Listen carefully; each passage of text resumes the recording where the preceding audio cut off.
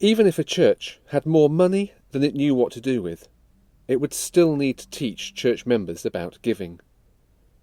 For as we learn to give, we find our place in God's amazing plan of generosity, and we begin to reflect God's character as we learn to live generously. For generosity is right at the heart of God's character. His provision is always rich. He doesn't just give us one butterfly. He provides over 15,000 species of butterfly. All that we have and all that we are part of his abundant giving. But the simple truth is that our churches do need our giving of time, skills and money in order to fulfil the ministry and mission that God is calling us to. Indeed, that invitation to participate, unworthy as we are, is itself part of his generosity.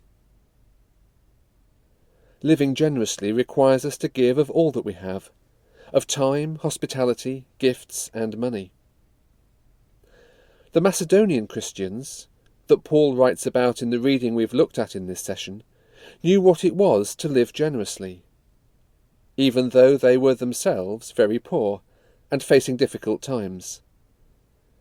Their priority was to put God first, and as they did so, they gave generously to the needs of the apostles with them, and to the collection for the church in Jerusalem.